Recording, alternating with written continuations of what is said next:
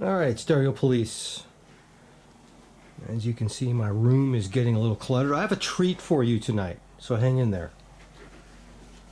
My room is getting a little cluttered. Yeah, just a little cluttered. So I went back into my collection. Part of my collection is here at my house.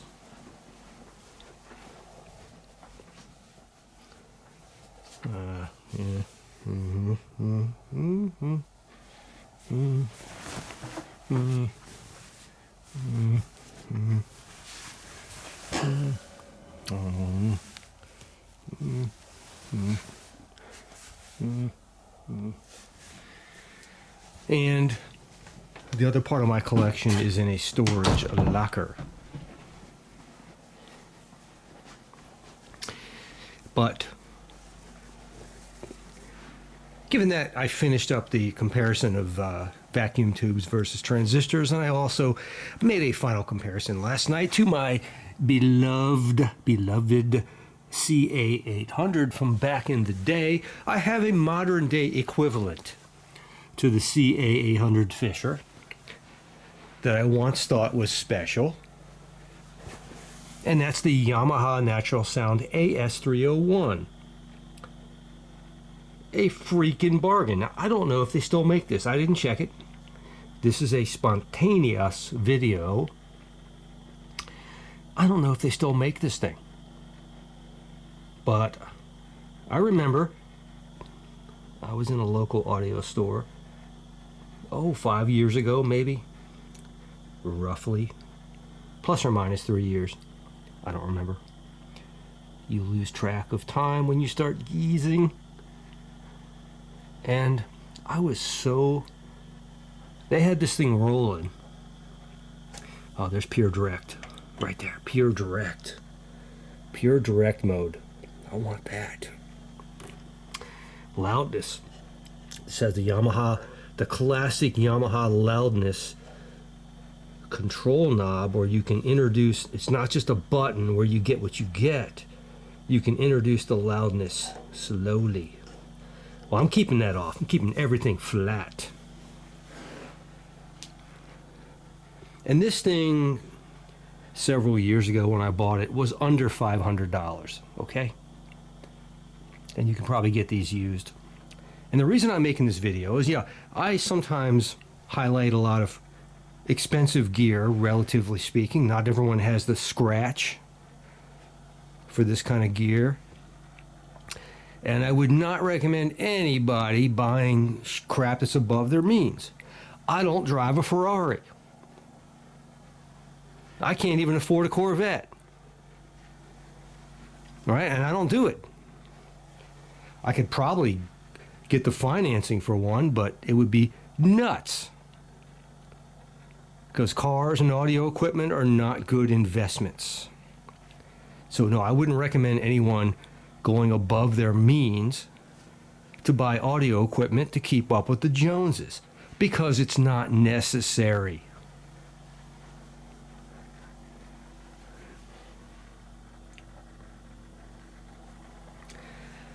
There's so much good gear, and every now and then I like to highlight these incredible bargains that sound so damn good, where you can get 99, 95, 96, 97, 98, 99%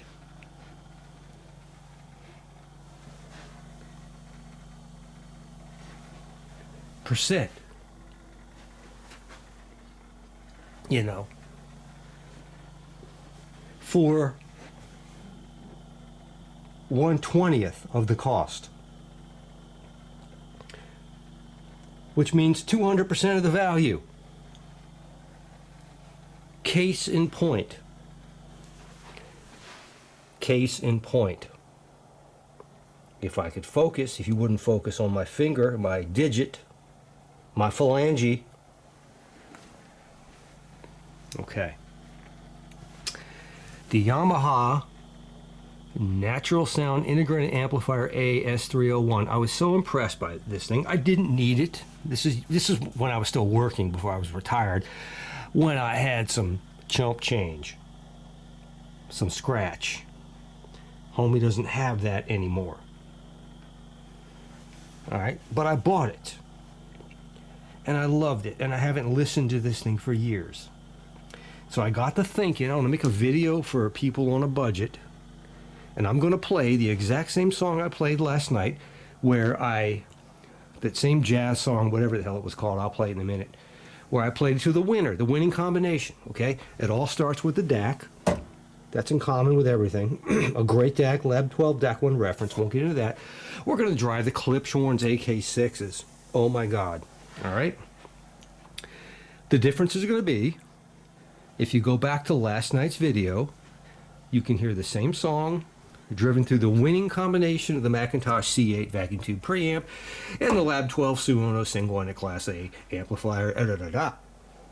Fantastic combo. You'll be able to do a direct comparison because I'm playing the same song.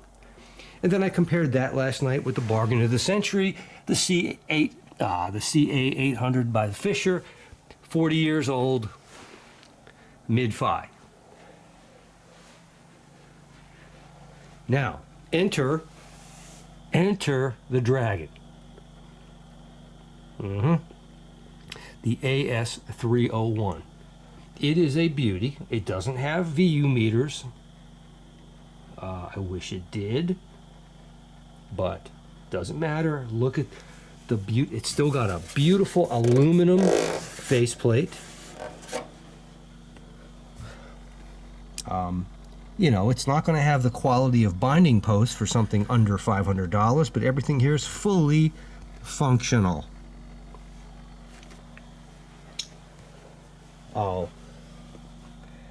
I'll see if I can show you some of the innards. But I don't know how much power it has, and I don't know the specs. I don't give a crap about specs. You know that already.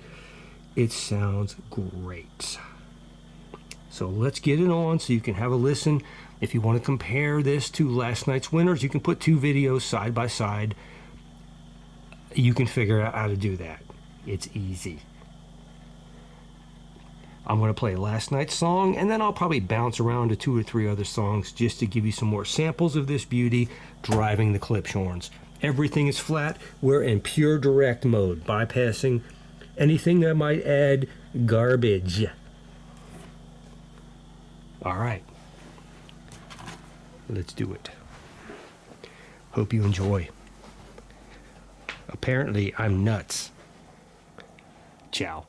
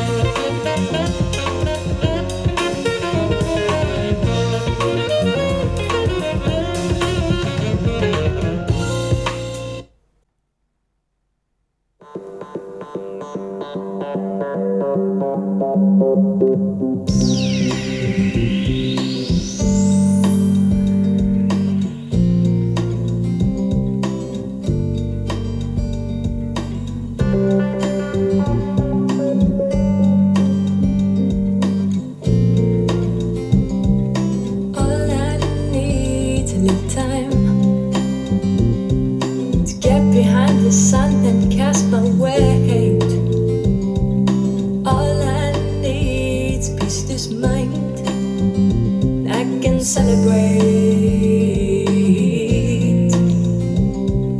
All in all, there's something to give. All in all, there's something to give. All in all, there's something to do. All in all, there's something to do. All in all, there's something to live with you. With you.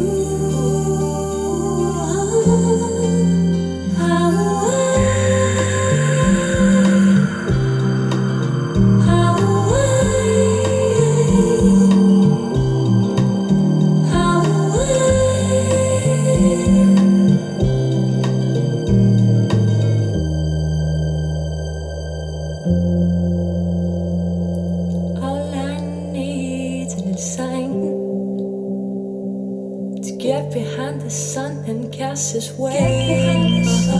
I do want to say this. I noticed,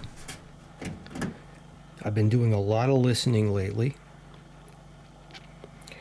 and I noticed something about the sound of this. And since this is along the same budgetary lines as the Fisher CA800, I am very curious to put these two against each other, because I'm going to tell you right now, I don't want to upset Yamaha fans out there, but I was reluctant to even give you this conclusion, but I did notice something that was superior about the Fisher. And the only way I can really pin it down, is to play the same song and listen to these two things back to back to really confirm what I'm hearing. And I might have to do that on a different day. But given that both of these things are along the lines in the same budgetary area by today's dollar value, I am very curious. Very, very curious. All right. That's all I want to say. I don't know of what value this video might have to anybody other than just simple curiosity, but we shall see. Stereo Police.